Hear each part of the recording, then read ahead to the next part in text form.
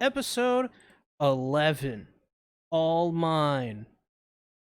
Yeah, we're going through these quickly, but yes, we have this is like Kagura's big episode with Kyo, and it's like sort of the resolution of her love for Kyo, which was really cool. Yeah, no, I loved this episode. I was like, I wish this was just Kagura all the time. Like, she didn't hit Kyo. She, like, did this hilarious thing where she, like, grabs onto him and starts pushing him, and it's just this most unrealistic, like, push. And I was like, this is amazing. We need more Kagura where she's doing, like, this cartoonish stuff. You know what I have to say about Kagura after this episode? What's that? Kagura is the best. Kagura is the best. She's the best. And yeah. I will not take back what I said about season 1, episode 4, but I will take my words back that she's the worst. Yes. Because now that goes to Akito. Oh, yeah, definitely. Even, like, Kagura before, a bit annoying, but okay. Akito's like, you hurt the good characters, you should go in the volcano. Right, exactly. Kagura's just, she just likes Kyo. There's nothing wrong with that. I mean, who wouldn't like Kyo? Yeah, Kyo's great. Yo, yeah, I mean, yes, and Kyo's a kitty, and kitties are good. Exactly. Agree. This was like, the confession scene was great in this episode. Yes, it was. I loved how you get a little bit of a flashback where you see Kagura take the rosary off of Kyo, and she runs away, and like she kind of realizes that was like I messed up in that moment. Yeah, it's just like how much her messing up there has like haunted her since then. Yeah, and she regrets doing that, but at the same time, I can sympathize with Kyo here, right? But I can also sympathize with Kagura in the sense that she didn't understand. Yeah, and I think they both sympathize with each other there. They like really understand each other here now more than they ever had before.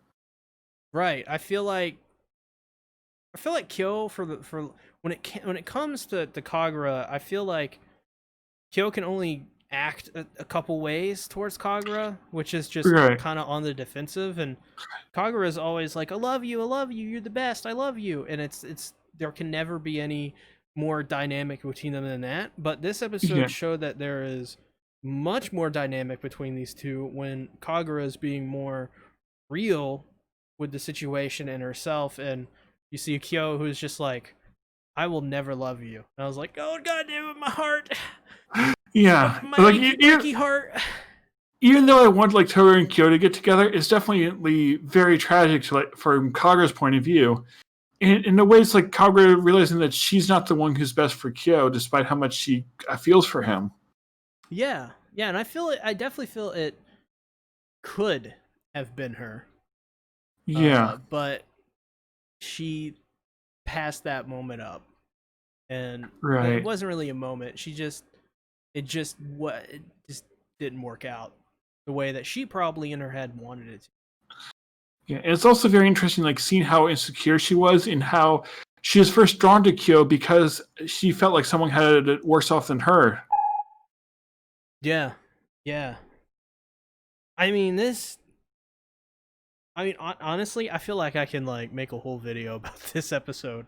It was just there's so many videos about Fruits Basket I can make because like there's just so much to talk about, and it on both sides. Like you can take from everything we know so far from Kyo and everything we know so far from Kagura, and we compare and contrast these things, and we can analyze these things, and we could go so many places with these characters, just based off everything up to this point.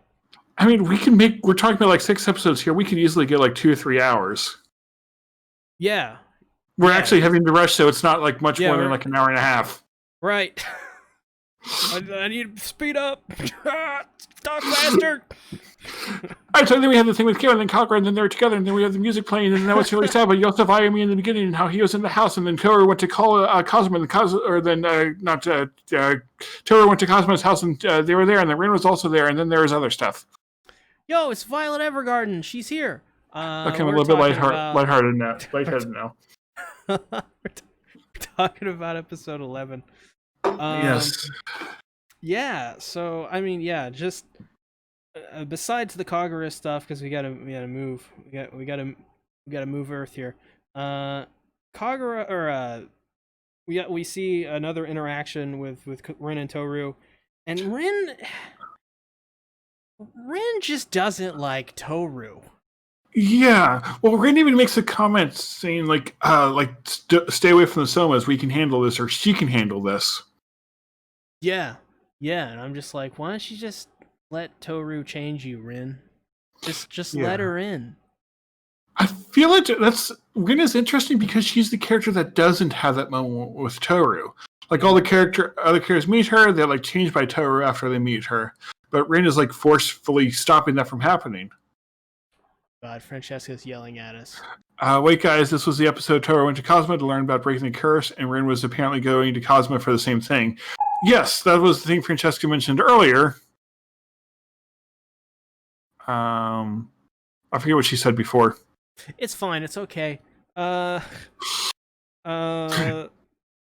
Words, things. Yeah. I need coffee. I haven't had coffee in weeks. Yeah, but we also learned back then, Francesca saying that we learned more about Rain going to visit Cosmo to learn how to break the curse. And so it definitely, there are a lot of parallels between Toru and Rin. And I think it's interesting, like Toru wants to do the same thing. Rin is obviously wanting to break the curse somehow. Neither character knows quite how to do it. And yeah, in a way, they both feel like they're the only ones who can break the curse too. Because in a way, like Toru's actually kind of arrogant, thinking she can do it, but has no idea how, or no idea what she can do. Yeah, they need to put their heads together and become a team of friendship. And friends holding hands.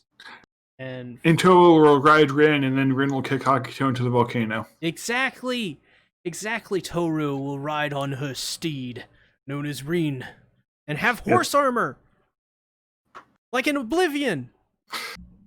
Francesca also brings up the point that Toru is going behind everyone's back and is being sneaky, and yeah, that's kind of what Rin is doing. We just happen to be following Toru, so we see that perspective. You know, they need to team up, man. They need to team up. It would just be great.